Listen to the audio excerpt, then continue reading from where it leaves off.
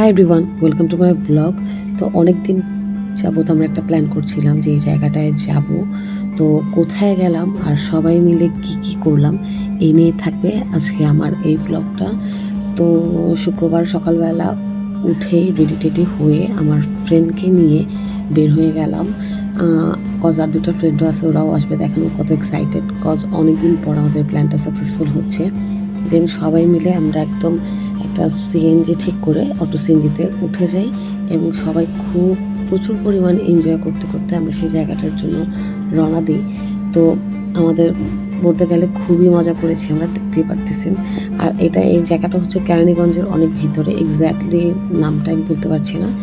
তো এখানে হচ্ছে আপনার খুদের ভাত পাওয়া যায়, দেখেন কী পরিমাণ রাশ, আমাদের লাইন ধরে থাকতে হয়েছে অনেকটা সময়। দেন আমার ফ্রেন্ড খুব কষ্ট করে আমাদের জন্য বসার জায়গা ম্যানেজ করেছে। ইভেন অর্ডার দেওয়ার পরও এখানে খাবার পাওয়া যাচ্ছিলো না, দেন ও নিজেই নিয়ে আসে। তবে হ্যাঁ, এতক্ষণ অপেক্ষা করার পর যখন খাবারটা এত পরিমাণ মজা, যেরকম সুনাম শুনেছি আসলেই সেরকম। তো আমরা সবাই খাওয়া দাওয়া শুরু করে দিই। দেন খাওয়া দাওয়া এখান থেকে শেষ করে আমরা বাইরে বের হয়ে একটু চাটা খাই, এখানে আড্ডা দিই। আড্ডা দেওয়ার পরে এখানে বাইরের ভিউটাও খুব সুন্দর ছিল, প্রচুর পরিমাণ জমে আড্ডা দিয়ে আমরা আবার ব্যাক করার জন্য রওনা দিয়ে ফেলি।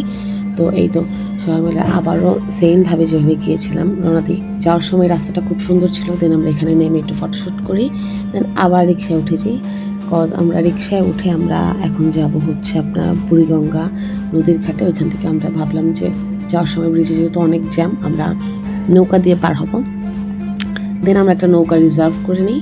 তো এখানে একটা ভাইয়া ভুলে আমাদের নৌকাতে উঠে যাচ্ছিলো, দেন ওনাকে বললাম যেটা আমরা রিজার্ভ করে নিয়েছি। এই তো সবাই মিলে আমরা নৌকাতে উঠে বাসার জন্য ব্যাক করি। তো আজকে আমাদের ব্লগটা এই পর্যন্তই। সবাই ভালো থাকবেন এবং আমার পেজটাকে ফলো করবেন। টাটা।